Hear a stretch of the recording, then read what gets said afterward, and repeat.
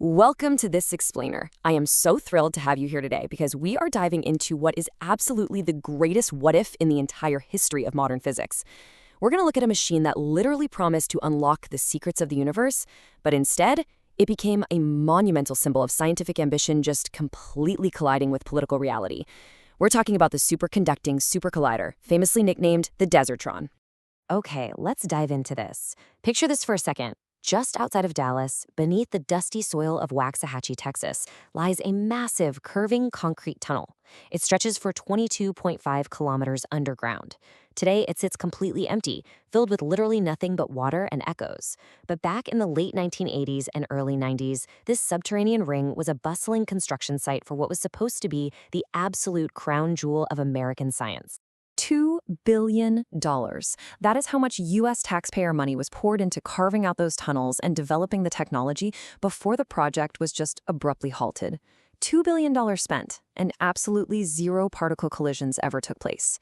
It's a staggering financial loss for sure, but to understand how we got there, we really need to understand what this colossal machine was actually trying to do.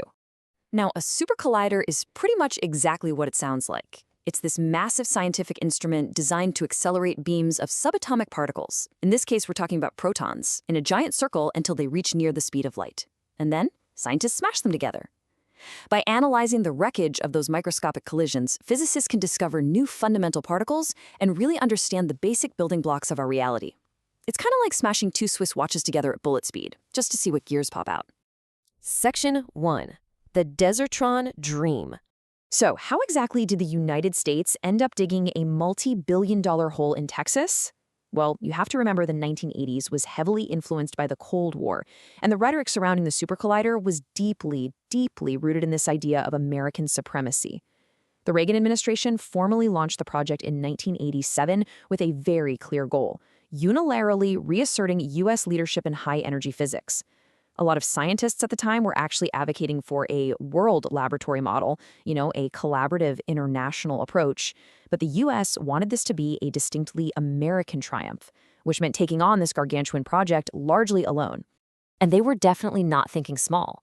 The design was meant to smash protons together with an absolutely staggering 40 tera electron volts, or TeV, of collision energy. To put that into perspective, that was nearly 20 times more powerful than the world's most powerful accelerator at the time, which was the Tevatron up at Fermilab in Illinois. It was just an incredibly ambitious leap forward. Section 2. Anatomy of a collapse. But as we know, ambition doesn't automatically translate to success. So the crucial point here is captured perfectly by Wolfgang Panofsky, the founding director of the Stanford Linear Accelerator Center. He called the project a bridge too far. The whole thing was just so massive that it totally exceeded the management capacity of the U.S. high-energy physics community. These physicists were accustomed to running experiments, right? Not managing a multi-billion-dollar construction empire. This led to some pretty massive cascading internal failures. First off, to handle the sheer scale, they had to bring in engineers from the military-industrial complex. And this sparked a really bitter culture clash between theoretical physicists and military contractors, who just had completely different ways of working. Second, and this is wild, for a project of this size, they initially lacked a computerized cost and schedule control system, which was totally standard practice for defense projects. And third, they chose to build at a greenfield site, meaning starting from absolute scratch down in Texas, rather than building upon the existing world-class human and physical infrastructure already sitting at Fermilab. Building from scratch added roughly $2 billion in infrastructure costs right out of the gate. Section 3. The Political Guillotine. Let's move to the timeline and see how this builds. Those internal cracks really weakened the foundation. But it was the external, political forces that ultimately delivered the fatal blow. In 1987, the project gets the presidential green light. But by 1989, serious budget issues and design changes require an additional $2 billion just to keep it on track. Fast forward to 1993, and the United States Congress votes to officially terminate the Super Collider entirely. It was a rapid, brutal death spiral. So why did Congress actually pull the plug?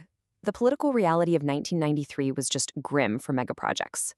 Initial cost estimates of $4 billion had skyrocketed to nearly $11 billion.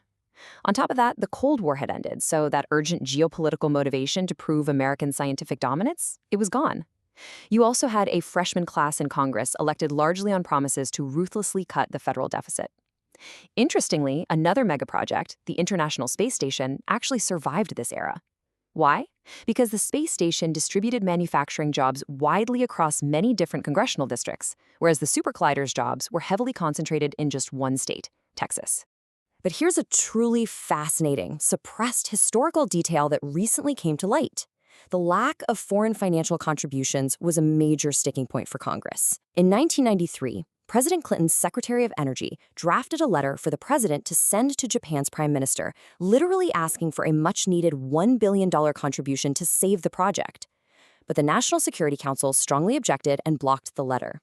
They prioritized other geopolitical issues, like aid to Russia, over particle physics. That letter was never sent, and without that foreign lifeline, the Desertron's fate was sealed. Section 4. SSC versus the LHC. So America's Super Collider died in the dirt of Texas. But physics didn't stop. Now, what's really interesting about this comparison is the sheer contrast in strategies between the US and CERN in Europe. The US aimed for a massive 40 TeV of energy, building entirely from scratch with unilateral funding. CERN took a highly pragmatic incremental approach. Their Large Hadron Collider aimed for a lower but still potent 14 TeV. Crucially, they saved billions by reusing an existing 27-kilometer circular tunnel that had been dug for a previous project. And they didn't go it alone, they utilized a multinational council, spreading that heavy financial burden across more than 20 nations. CERN's approach obviously worked. The LHC was completed and famously discovered the Higgs boson particle. But, it leaves us with this huge lingering question.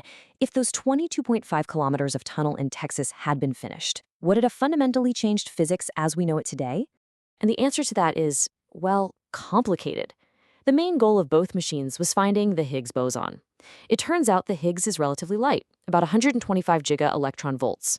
Because of this, the LHC actually found it relatively easily at lower energies. The Texas Collider's 40 TeV would have been massive overkill just for the Higgs. However, if there are other, undiscovered, much heavier mystery particles out there, say around 5 TeV in mass, the LHC will probably never have the energy to see them. The American machine, on the other hand, would have spotted them easily. There's also a surprising hidden advantage it had, and that's about data processing. Today, the LHC wrestles with something called pileup. When they cross the proton beams, they get about 58 simultaneous, messy collisions all at once. That requires immense modern computing power to untangle. But looking back at the Desertron's design parameters, because of the way its beams were structured, it would have only had about 0.4 collisions per crossing. Even with 1990s computing limits, it would have produced incredibly clean, easy-to-read data compared to our modern colliders. Section 5. Lessons for Big Science. Now, the scientific potential was absolutely staggering, but potential doesn't pay the bills. The real, tangible human consequences of this cancellation were severe. When Congress killed the project, the theoretical physics job market in the United States essentially collapsed overnight. You had an entire generation of brilliant PhDs who suddenly had no mega project to work on. This triggered a massive brain drain. Many of these highly trained physicists took their advanced mathematical modeling skills and migrated to Wall Street, playing a huge role in the boom of quantitative finance. They quite literally changed the financial industry, all because their own field was defunded. So the ultimate takeaway here is that the era of that Cold War-style unilateral big science is officially over. The future playbook requires a totally different approach. Megaprojects costing tens of billions of dollars must be structured as international world laboratories from day one, sharing both the cost and the glory. Furthermore, massive infrastructure is best built incrementally, adding on to existing facilities like Fermilab or CERN to control costs. Finally, scientists just cannot rely solely on the intrinsic value of knowledge anymore. They must actively educate the public and politicians on the direct economic and technological benefits of their research. And this brilliantly illustrates exactly where we stand today. Right now, physicists all around the world are drafting proposals for the next generation of colliders, machines that aim for a mind-bending 100 TeV of energy. The ambition remains just as strong as ever. But as we look at the billions of dollars required, the question remains: will the global scientific community actually heed the structural and political warnings left behind by the Desertron, or are we risking building yet another bridge too far?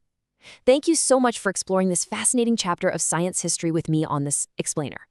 Keep asking questions and keep looking to the future.